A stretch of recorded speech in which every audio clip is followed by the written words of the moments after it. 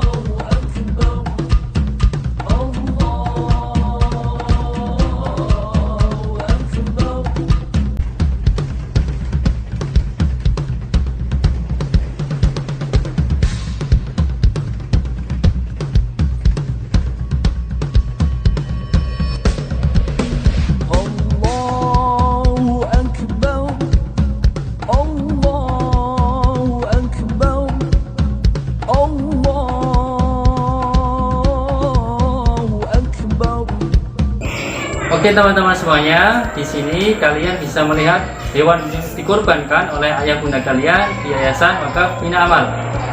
Nah, teman-teman semuanya, tahu nggak bahwasanya dasar kita berkurban ada di Al-Quran. Allah SWT berfirman di surat Al-Kautsar ayat 1 sampai ayat 3. A'udzu billahi minasyaitonir rajim. Bismillahirrahmanirrahim. Inna a'tainakal kautsar fasholli li rabbika wanhar inna syani'aka huwal abtar. Yang artinya, sesungguhnya kami telah memberikan kepadamu nikmat yang banyak, maka dirikanlah salat karena Tuhanmu dan berkorbanlah. Sesungguhnya orang-orang yang membencimu ialah orang yang terputus. Shadaqallahul adzim. Nah, teman-teman semuanya, jadi hukum kita berkurban adalah sunnah muakkad atau sunnah yang dianjurkan. Nah, teman-teman semuanya, tahu nggak ciri-ciri hewan yang bisa kita kurbankan? Mari kita coba tanya ke teman kalian yang ada di sana.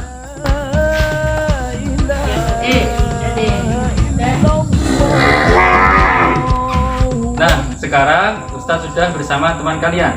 Kita kenal dulu ya. Namanya siapa, Kak? Siapa? Syaira. Sama? Aska. Jadi sekarang Ustadz Ivan bersama Kak Syaira sama Aska. Coba kita tanya, ciri-ciri hewan yang bisa kita kurbankan itu apa saja? Apa, Kak? Sehat, tidak cacat, kuat dan lincah. Ya, kata Kak Saira, sehat, tidak cacat, kemudian kuat dan lincah. Jadi secara umum, ciri-ciri hewan yang bisa kita kurbankan, yang pertama, tidak dikebiri, kemudian tidak cacat. Tidak cacat itu seperti tidak pincang, tidak buta, kayak gitu. Kemudian usianya mencukupi, kalau kambing itu 1 tahun, kalau sapi 2 tahun, kalau unta 5 atau 6 tahun. Kemudian wajahnya cerah, segar. Tapi yang terpenting adalah hewan tersebut dalam kondisi sehat. Itu ciri-ciri hewan yang bisa kita kurbankan.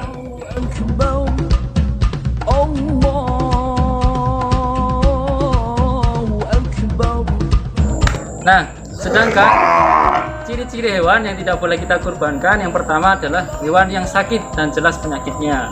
Kemudian kedua, hewan yang buta dan jelas terlihat butanya. Kemudian hewan yang sumsum tulangnya tidak terlihat karena kurus sekali. Dan yang terakhir, hewan yang cacat seperti sebagian besar telinga dan tanduknya hilang. Itu hewan yang tidak boleh kita kurbankan.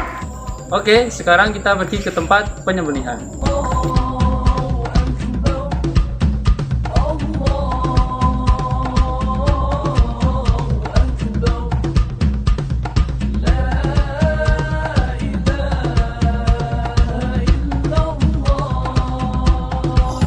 Nah, teman-teman semuanya, kita sekarang sudah ada di tempat penyembelihan atau penjagalan hewan kurban.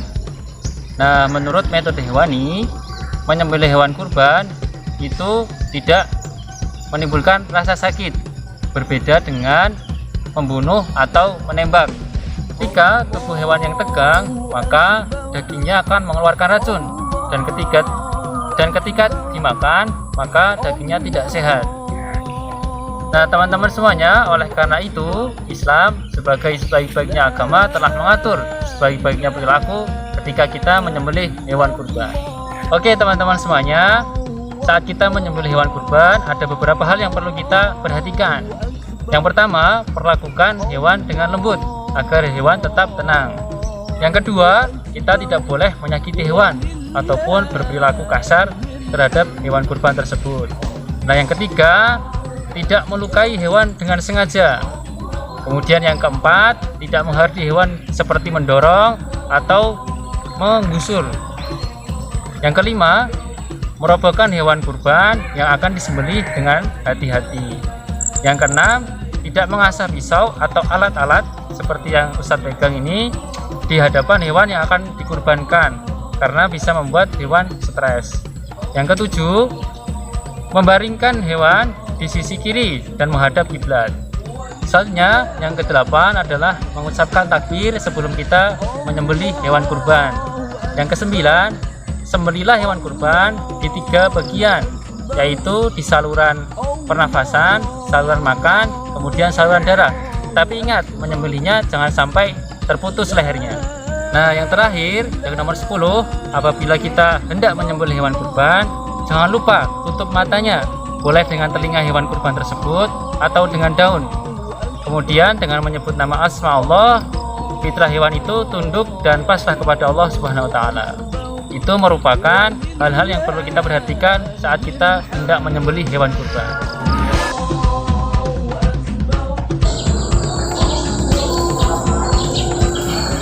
Nah, teman-teman semuanya, tahu nggak rukun saat kita menyembelih hewan kurban?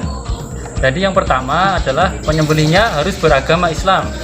Yang kedua, hewannya harus didapatkan secara halal dan hewan tersebut adalah hewan yang halal untuk kita sembelih.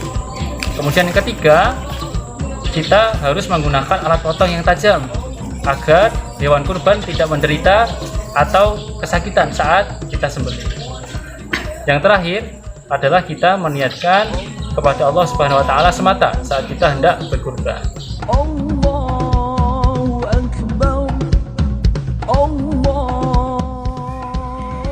Oke teman-teman, sekarang kita akan belajar atau melihat tata cara penyembelihan hewan kurban. Yang pertama, kita harus membaringkan hewan yang akan dikurbankan. Kemudian yang kedua, ikat kaki hewan kurban tersebut supaya mudah disembelih. Yang ketiga, petugas penyembelih dan hewan kurban menghadap kiblat. Kemudian yang keempat, sebelum menyembelih petugas membaca basmalah, Bismillahirrahmanirrahim. Kemudian yang kelima teman-teman, yaitu membaca takbir 3 kali dan tahmid, Allahu Akbar, Allahu Akbar, Allahu Akbar, walillahil hamd. Artinya Allah yang maha besar, Allah yang maha besar, Allah yang maha besar, segala puji bagimu. Selanjutnya yang keenam, melantunkan sholawat Nabi, Allahumma sholli ala Sayyidina Muhammad wa ala ali Sayyidina Muhammad. Yang artinya, ya Allah, limpahkanlah rahmat untuk Nabi Muhammad dan keluarganya. Selanjutnya yang ketujuh, yaitu membaca doa menyembelih hewan kurban, Bismillahirrahmanirrahim, Allahumma hadhihi minka wa ilaika fataqabbal minni ya karim. Artinya, ya Allah, hewan ini adalah nikmatmu, dan dengan ini aku berkorban kepadamu. Karenanya Tuhan yang maha pemurah, terimalah kurbanku. Selanjutnya yang ketujuh, membaca doa menyembelih hewan kurban, Bismillahirrahmanirrahim, Allahumma hadhihi minka wa ilaika fataqabbal minni ya karim. Yang artinya, ya Allah, hewan ini adalah nikmatmu, dan dengan ini aku berkurban kepadamu. Karenanya Tuhan yang maha pemudah, terimalah kurbanku. Kemudian yang kedelapan, yaitu menyembelih urat nadi dan kerongkongan hewan kurban hingga putus atau sembelih dari pangkal leher. Yang kesembilan, yang terakhir, yaitu setelah benar-benar mati hewan kurban baru boleh dikuliti. Nah, itu tata cara penyembelihan hewan kurban.